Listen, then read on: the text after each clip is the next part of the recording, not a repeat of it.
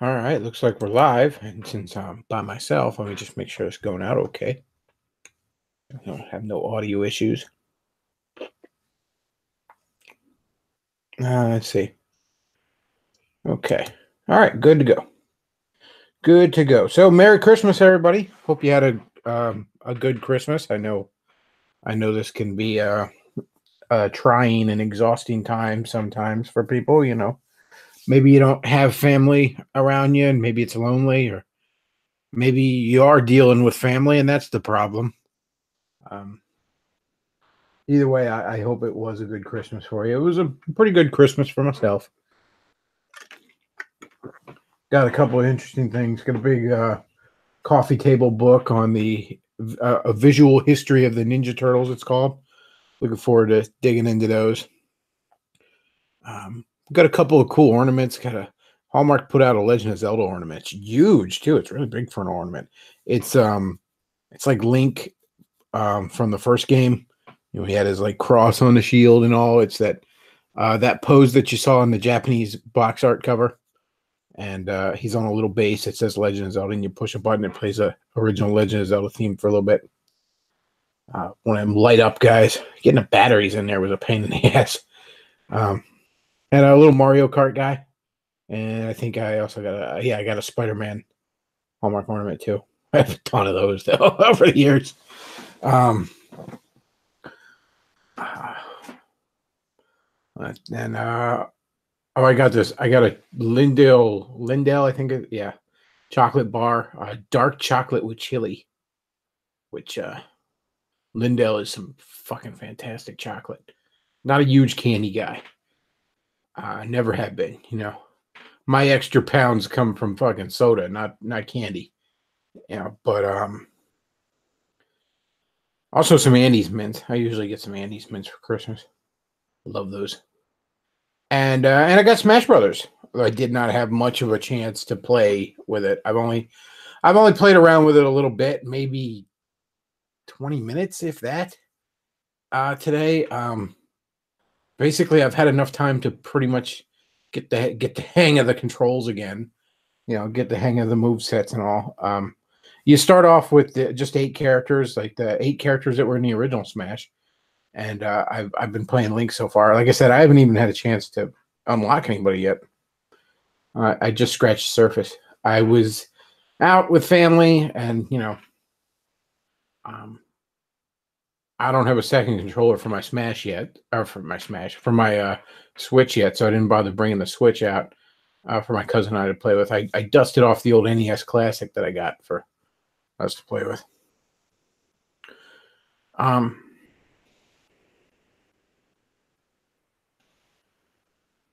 But couple of neat things. I'm glad I got Smash. I was, Also, what's kind of cool, if you get Smash here early, you get a free code or not code, I guess the points necessary to unlock Piranha Plant when he's available in February. So that's cool. Won't have to pay for him because I did want to get him. I don't believe I'll be purchasing the Joker DLC because fuck that. And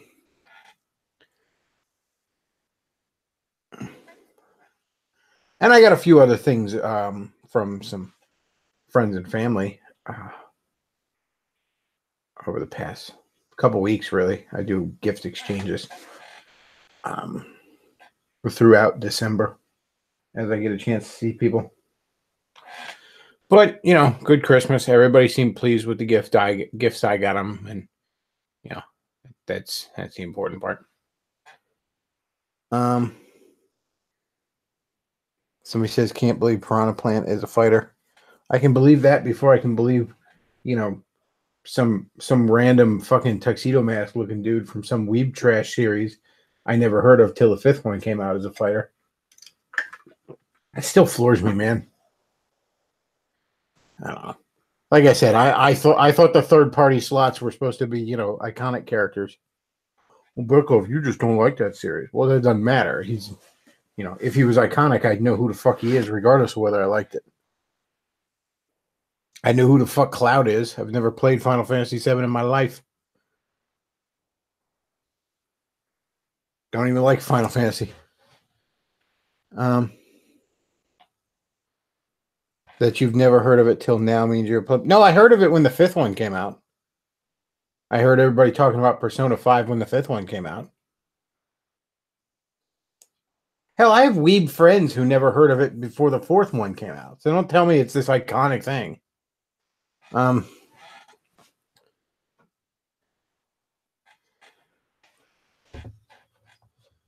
Let's see. Somebody says Real Christian Hours. Who's up? Merry Christmas, Bechtloff. Thank you. Talk about something interesting. Well, I'll try. Please don't talk about Smash all night. I do what I want. Let's see.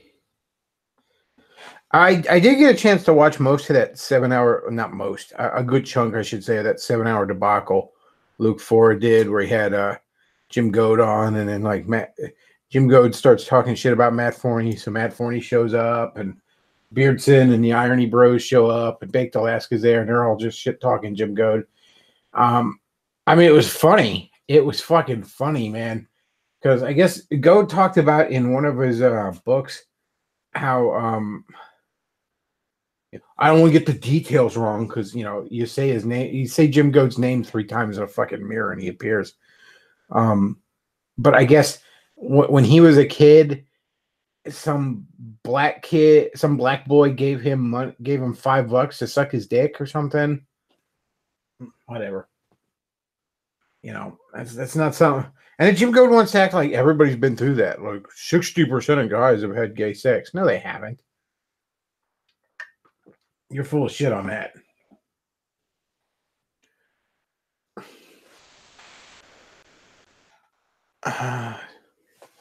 Yeah, you're full of shit on that. But some of the things I found interesting in it were Goat is a fucking fedora. He is classic fucking fedora.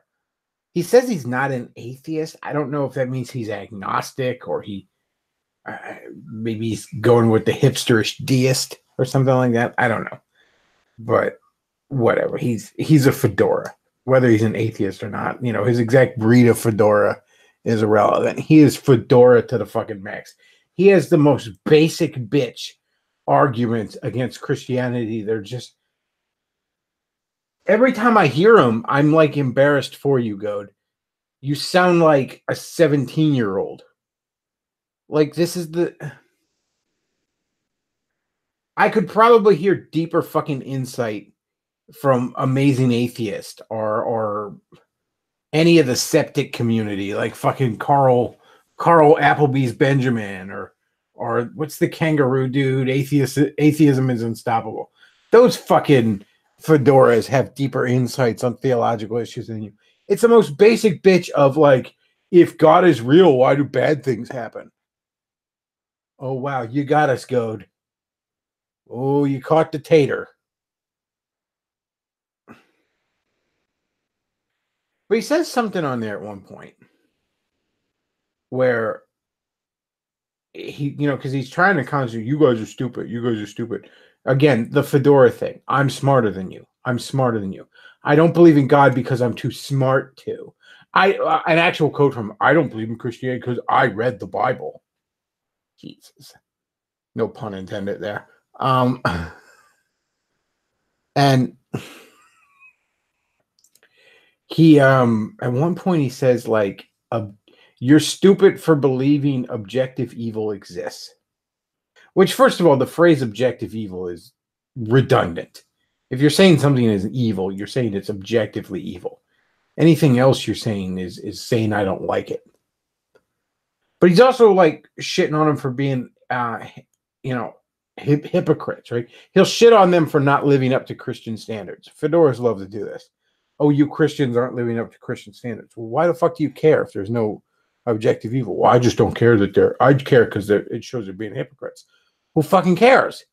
If there's no such thing as objective evil, how can hypocrisy be wrong?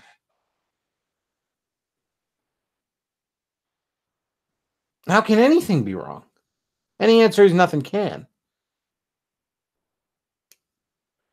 Furthermore, I mean, in a godless universe, as I've said numerous times on here, in a godless universe, there's no such thing as should. Should is not a word an atheist has any right to use.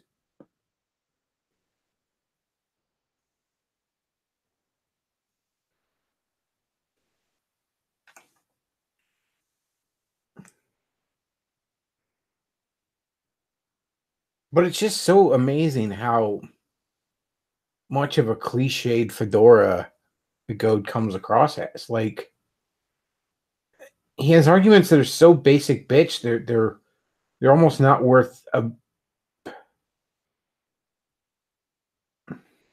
I mean, don't get me wrong. The problem of evil, as it were, is a,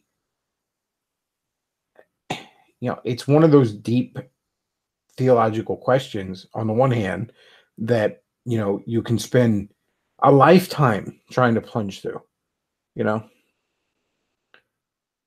Plunge through. What the fuck am I saying? I don't know. It's late. Forgive me. I have a little captain in me. But you can spend a lifetime trying to get through it.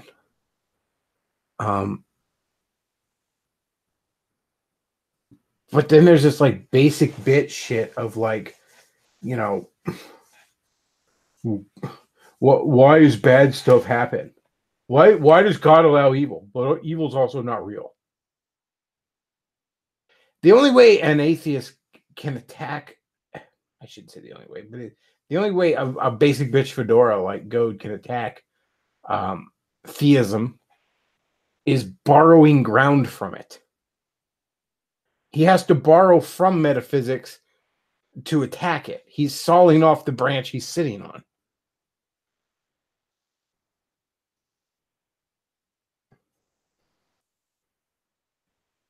I mean, if there's no such thing as objective evil, then what are you judging the God of the Bible on? When you say that you don't believe in the God of the Bible because you believe his actions are abhorrent and evil, then you're saying that you have some instinctful understanding in you of what evil is. Otherwise, you're basically just whining, I don't like what he does. God says I shouldn't suck off or God says I shouldn't get my dick sucked by a 9-year-old black boy, like I wrote about in my book, says Mr. Jim Goad. So, I think that God's evil. He also kind of he was trying to hint around, and again, the irony bros were just pushing his shit in. They weren't interested in having a debate. They wanted to make a fool of him because because that's what they like to do, and because, he didn't fucking merit a debate in the first place. Where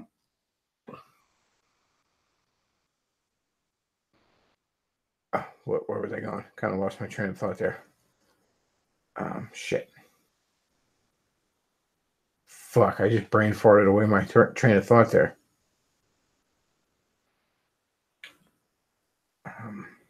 Fuck, man. Oh, I didn't know where I was going with that. But yeah, Goad was basically just saying, why does bad stuff happen? I don't imagine this is how God should act. So clearly this God can't be real. And, oh, I know where I was going. He was trying to get around. I got my train of thought back there. He was trying to get around to why hell should be eternal. And it's kind of a question I struggle with early in my Christian faith. I mean, don't you in your lifetime only commit a finite amount of sins? Why should an infinite amount of punishment be just for that? But something I realized is that assumes that you stop sinning in hell. That assumes that a person in hell isn't spending eternity still shaking their fist at God. There's that C.S. Lewis quote that, in a sense, hell is locked from the inside. So, you could certainly make the argument that, a finite amount of sins does not deserve an infinite amount of punishment. But does not an infinite amount of sinful nature, does not an infinite amount of sins deserve a sinful punishment? If a person is lost to the abyss still in their sinful nature, Are they not still sinning in their heart against God for all eternity? Are they not still shaking their fist at him?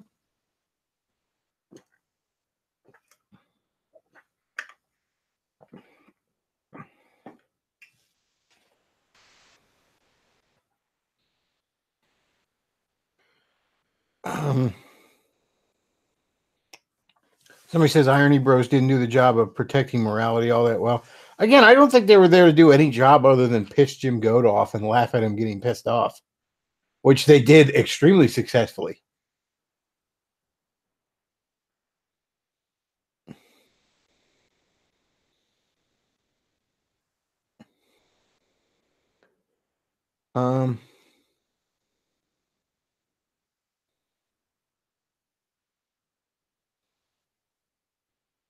Yeah. So that was the like Forney. Luke Ford took the stream down and all, but Forney went ahead and mirrored it on his channel, like the whole thing. There were a few just moments that were hilarious in there. Like Nick Fuentes hopped in there too, and I'm not even a particularly big fan of Nick Fuentes. He's a bit too trad Catholic for my taste. But I'll certainly take him over Goat any day of the week. And Goat's trying to like kiss his ass too. Like he's trying to be like, I had a debate with Nick Fuentes, and he called me brilliant on Twitter afterwards. He brings this up like 3 or 4 times before I think it was like Beardson or something. It was like, is that your proudest fucking moment? You won't shut up about it. Somebody says, I wonder if Medicare will pick up on the Jim Goat drama. I don't know. Medicare's got his hands full with the fucking septic community. I will say there was one thing I kind of agreed with Jim on, and he was trying to hammer around to this point, but of course he wasn't. You know, he doesn't necessarily have the language to do it. So Jim Goad apparently he admits to having at least this one homosexual encounter I know of, and he was trying to argue like, but I fucked all these other women since then, so I'm not gay. And you know, and everybody's, you know, it's mostly to fuck with him, but they're like, you know, it doesn't matter, you know, you was it Bate said, no amount of pussies, you know, 1,000 pussies aren't going to wash the gay off your faggot dick. There's a part of me that I don't necessarily agree with that. See, I don't agree. This is like some LGBTQ LMNOP fucking propaganda that, oh, you're born gay and you can't help it and you have to be gay. You know, this is what they tell kids. It's like, oh, did you ever so much as fucking fantasize about somebody of the same sex? Well, you better get in that fucking parade then, and that's your life now. And I don't necessarily believe that someone need be defined by their worst impulses, their worst moments, their most debauched moments. I believe in redemption. Obviously, you know, I'm a Christian.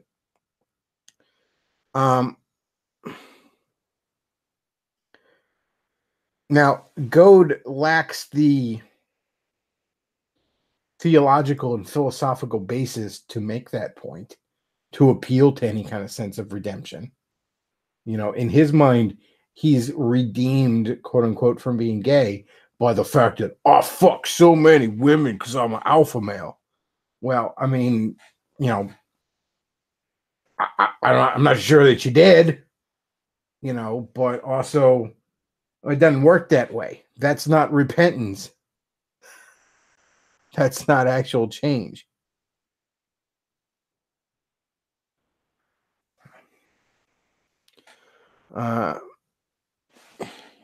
Evie of the Sea says, Bechtloff, do you think people can sin in heaven?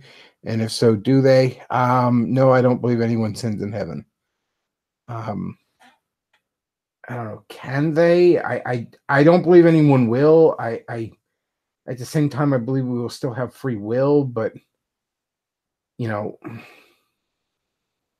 we're also going to have our nature restored to as it should be, I guess.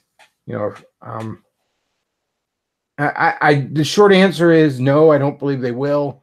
I still think they'll have free will. How exactly that works, I don't quite know.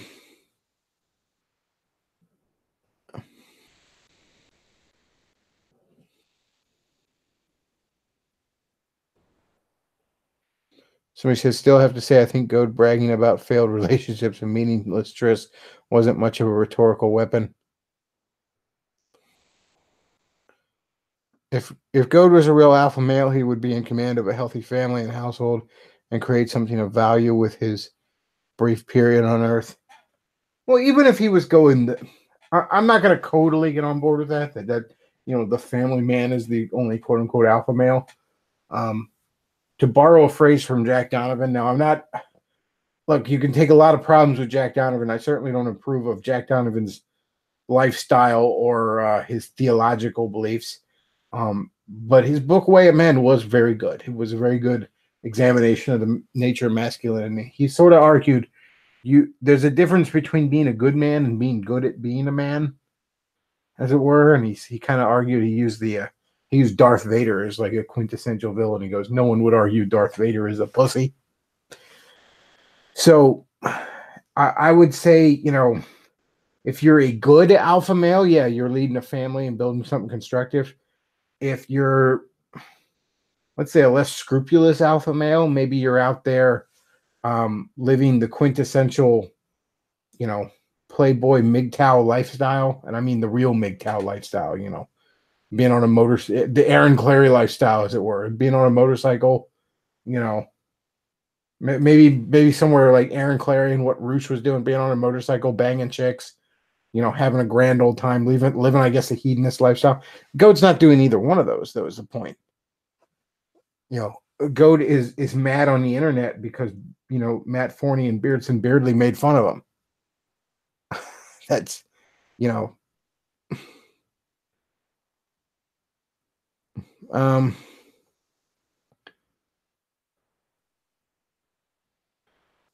somebody says you don't sin in heaven for the same reason you stopped sticking your hand on a hot stove when you were 2. You realize what sins lead to. Yeah, but that's not a perfect analogy, because the sad thing about it is there's something in us that's broken, where even there's a part of us that wants to stick our hand on that stove again. I mean, whatever sort of, you may have something in your life, and maybe it's a sexual sin. You're banging 50 hookers, and there's a midget there, and you're in a gimp suit, and but enough about my Tuesday night. But whatever kind of sin, you may fall into it, and you're like, oh, that was terrible. I didn't even enjoy myself. That was awful. I'm so ashamed. I'm never going to do that again. And then a year later, a month later, a week later, maybe you find yourself wanting to do it again.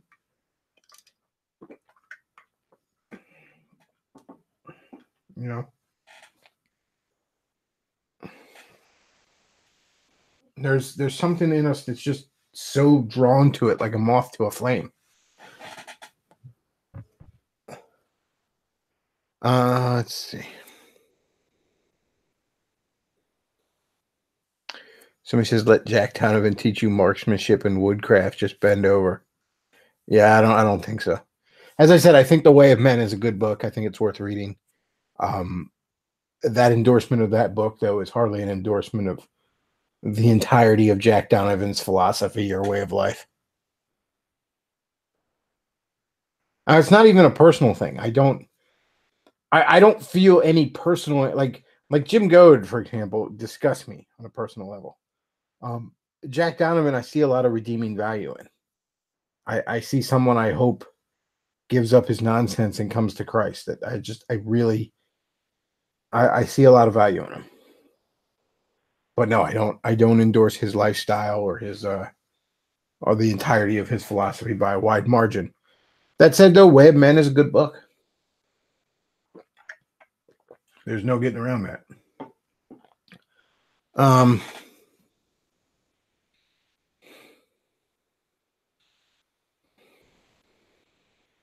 Somebody says, but even Aaron Clary is producing something of actual value in how he assists others. Yeah, I kind of walked myself back there a little bit. I didn't mean to make it sound like Aaron Clary was just Aaron Clary is not quite the I don't give a fuck asshole nihilist he likes to pretend he is. Guy's got a soft heart deep down, whether he wants to admit it or not.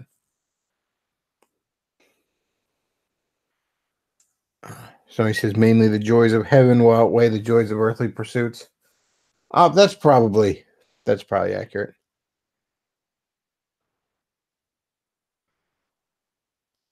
He says, to be fair, Jack Donovan, unlike Jim Goad, doesn't hide the fact that he's made the decisions he's made. Yeah, there's that one line where Jim Goad's like, you know why I'm not a Christian? And everybody's laughing at him and calling him a faggot. He's like, because I read the Bible. Why would have just insert it right there? I'm like, because daddy didn't hug you? Which, by the way, he's basically admitted. He has all these daddy issues. Wow, a fedora with daddy issues. Color me shocked.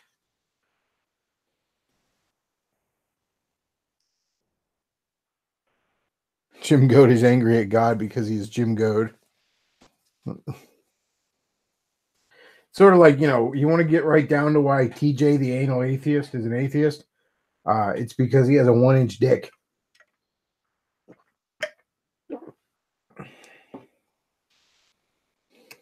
And that's not an exaggeration, by the way, folks. I'm sorry to say I know how big his dick is because he's put that shit all over the internet. And everybody passes it along because it's funny. And I pass it along because it's funny too.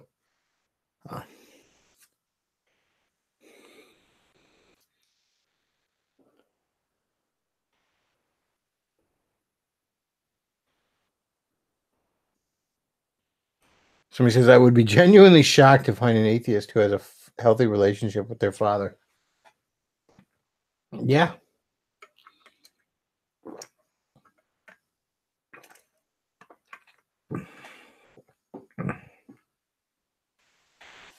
I perhaps on a world of 7 billion people, such a person exists, but I've never encountered one. It'd be like finding someone who hates capitalism that isn't a fucking loser. Like I said, maybe such a person exists. Yeah.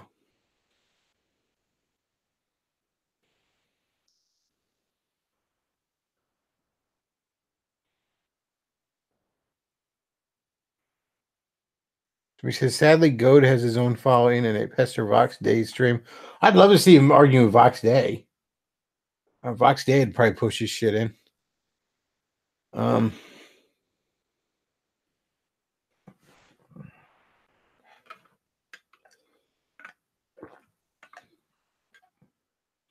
I got a little bit of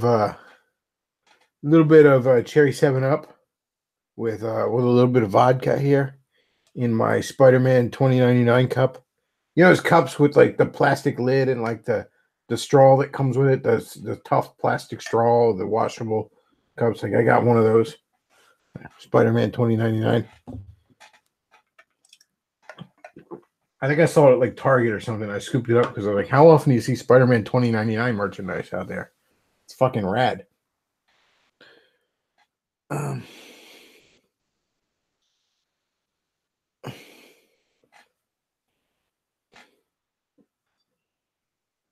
he says a lack of masculinity is killing the West. Yeah, pretty much. I think we should all form a gay pagan cult to make up for it. We're gonna form the Bechtloff gay pagan cult. So what you do is you send me shekels there, Goy, and I'll go ahead and save the West for you by huffing my own farts.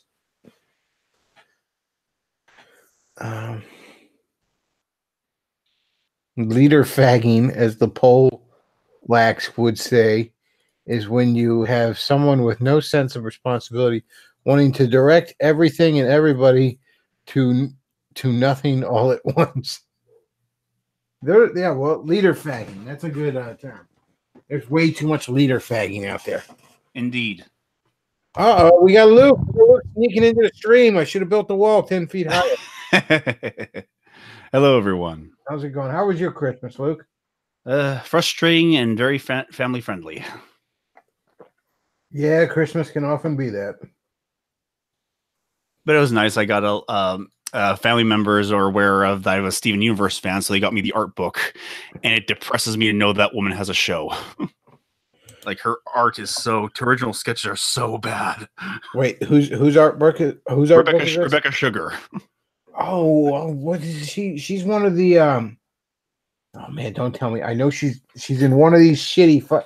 Is she one of the Steven Universe ones? She created Steven Universe. I knew she was one of the ones that made one of the degenerate shitball cartoons out there right now.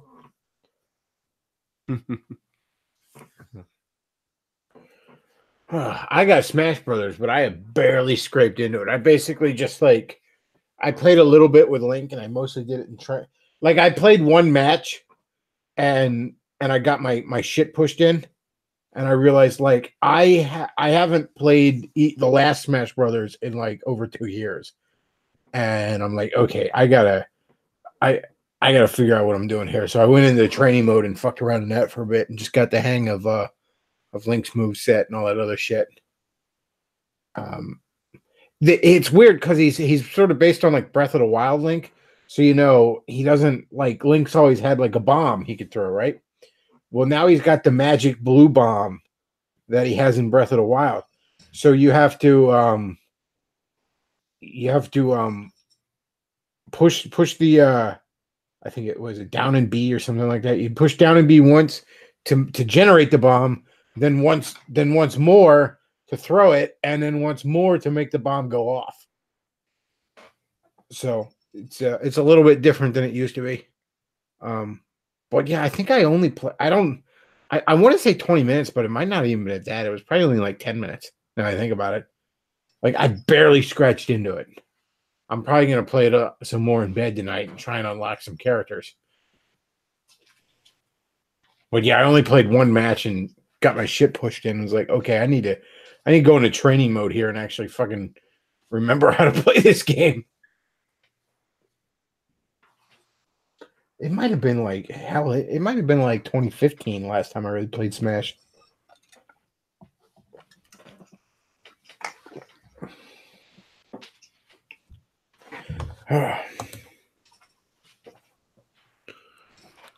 Let's see. Somebody says Rebecca Sugar was that weird otaku girl that loves yaoi. I don't know how to pronounce that. Yaoi. Yaoi. Sadly, I know what that is. I wish I didn't, but that's like hentai but gay. Rebecca Sugar also had her star in indie comics, and they are her start. I'm sorry, in indie comics, and they are very paused with shitty art. Well, that's not shocking. Although nowadays, you talk about indie comics. Nowadays, Marvel is that. Yeah, these are some of the original sketches. Hang on. Oh, good God, that woman sucks balls.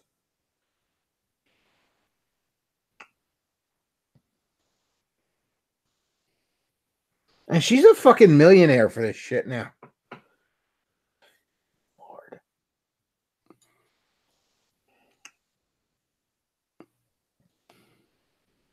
My first exposure to Steven Universe, ever. And I think I had maybe heard of it briefly before then, but the first real exposure I remember, it was, I want to say 2014. I was running the comic stand with my buddy, and we were getting so many requests for just shit. We were getting requests for the My Little Pony comic that IDW was putting out at the time. Grown ass fucking men, of course, asking for this My Little Pony comic. And then there weren't comics based on because they were running comics based on all the shitty Cartoon Network type shows at the time, Adventure Time and crap like that. And the one time we get a collection off somebody, right? And not a collection, I should say. We get a short box full of comics this guy sold us. And there was just a lot of recent, some oddball like Marvel and DC, but recent at that point issues, issues that were 2-3 years old. Like this, like I said, this was 2014. I think like he had all the Avengers versus X-Men, like the main issues and a bunch of the tie-ins and shit like that from that event in like 2012. And Smodball DC was in there and stuff. A lot of the stuff right before New 52 and stuff. And I was like, okay. But he also had this big old chunk of like Steven Universe comics. And I remember being for a second happy, like, oh, this will sell. And then I was sad at what I just said. Like, oh, this is probably gonna move before any of the rest of this. Oh dear God. I hate my customers. And then I tried to like read it, and I didn't know anything about it, but I couldn't get anywhere into it because the artwork was very faithful in like I pulled out an issue and the artwork was whoever was the artist in the comic was very faithful at mimicking the art style of the show. And that's not a fucking good thing. I'm looking at this shit and I'm like, this is ass. This is complete and total ass. And I'm not even like, oh, you're a grown man, you can't read something that's like family friendly or all ages or whatever. Because at the time I was reading like Sonic and Mega Man and really enjoying them. Okay, so don't, but this was just ass. This was fucking terrible. As I'm thumbing through it, I'm like, this is fucking sad. And like, people would come in wanting like Funko Pops and shit, and it's like I'm trying to run a comic book store, and I just feel like I'm selling garbage to idiots in order to be able to make enough money to actually have a comic book store. It was just so depressing. It was like a sorry state of geek culture at the time. I was just like, oh, dude.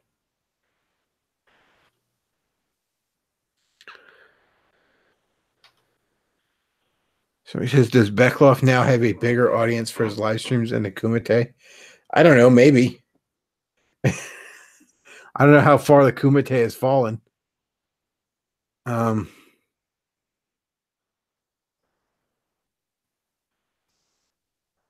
see. Show the blackface gem concrete.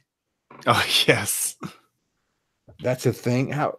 And then somebody asked, how is concrete a gem? I don't know. Let's see, where are you? Here we go. Unfortunately, it's not in this new book I got, but there she is. Wow, that looks like some Boxcar Willie shit right there. Oh, Lordy. That woman's a millionaire.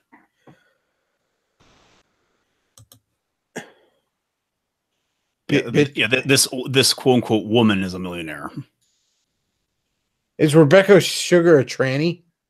No. Okay. She still has a boyfriend with the guy who made OKKO. Oh, my God. Oh, that is an ugly woman. I forgot how ugly that woman is. You know what she looks like? She looks like, oh, man, what was the bad guy in Dexter's Laboratory? Mandark? Yes. She looks like Mandark with a Jerry curl. I think this is still her boyfriend. I'm not sure what the relationship is nowadays. I'll contrast it because at the time when I remember getting that box that had the Steven Universe issues, something I had just read was a series. I think it was IDW got the rights to a bunch of Cartoon Network stuff, and they did like this crossover of Powerpuff Girls, Dexter's Laboratory, Samurai Jack, and Ed, Edd and Eddy in like a 6-issue crossover thing. And the storyline was like and Ben 10. Ben 10 was also in there. And the storyline was the villains from those shows all like got together and were going to conquer the multiverse. And they sent out and somehow like Ed, Edd and Eddy just accidentally get sucked into the whole thing. And they just end up being like dumb comic relief in the story. And I never even liked Ed and Eddy, but I liked the Powerpuff Girls and Dexter's Laboratory enough that I gave it a shot, even though I didn't have any affinity for the rest of them. And I remember reading that thinking, this is actually a pretty fun little goofy cartoon book, And then you compare that to something like Steven Universe, where I opened the pages to this comic book based on Steven Universe, and I'm just immediately sad looking at the artwork. Like, this is no. Someone got paid money to do this. Fuck them.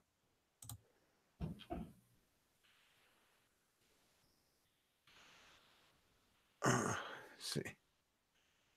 Somebody says, I bet they watch interracial porn together. Yeah, this picture you got up here, Luke. This is like the worst video of in Black.com's history right here. No, nobody's enjoying this. Every week, ugly lesbian looking chick with big chungus over here. The black. They finally got around to actually releasing regular episodes on a weekly basis, and every episode that comes out, I'm sympathizing with the bad guys. The bad guys want to harvest the earth for resources. Honestly, like, did you ever see that one where that one panel from a comic, like a Captain America comic, where one of these shit libs wrote, where like the Red Skull sounds like the most reasonable motherfucker on the planet? Like, there's this whole like page of it, and it's like you're reading like what the, and you know, good villain writing should always be like, oh, the villain's making a little bit more sense than I want to admit. That's good writing, but this is just straight up like, wow, Red Skull's a fucking hero now? What's going on? Here we go. Yeah. Yeah, Red Skull making a ton of sense in those panels.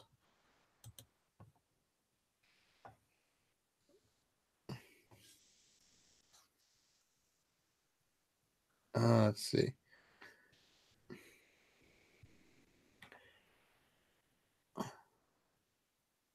So he says Transformers animated did the Steven Universe plot better. Yeah, kinda.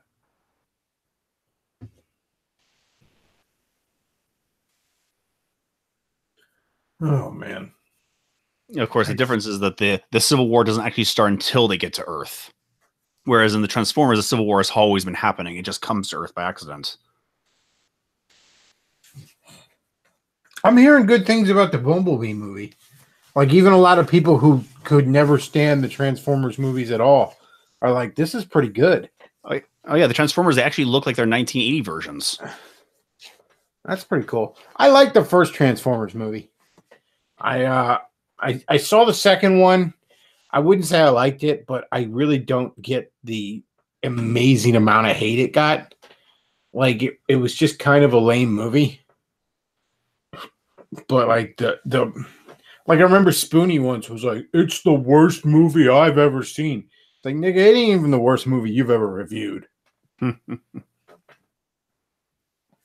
mean, the first one's decent. The second one kind of sucks, but it's not as bad as everyone wants to act like.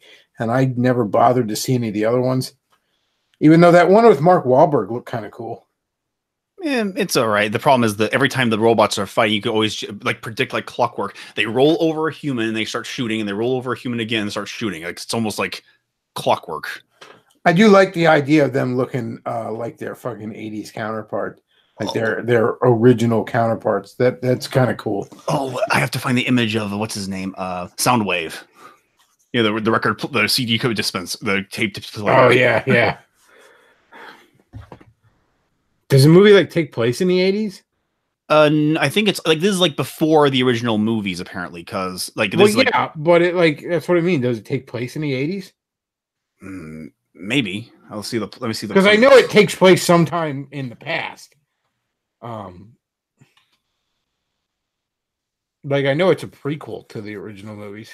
See how far back in the past it goes. Oh yeah, 1987. That's rad.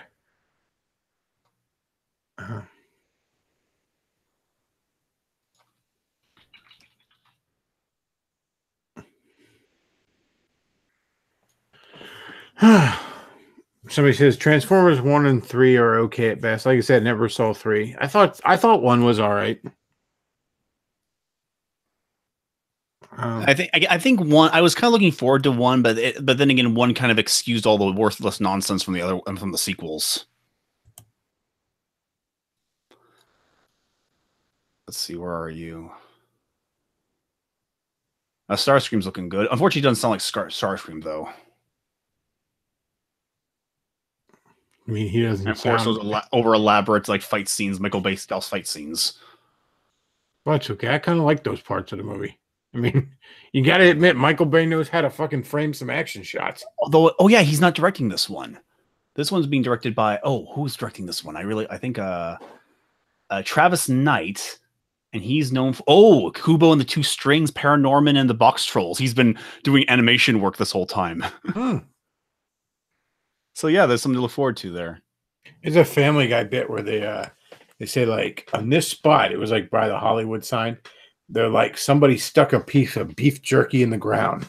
6 months later, that beef jerky had grown into a full-blown speedboat that burst out of the ground, and inside that speedboat was a baby Michael Bay.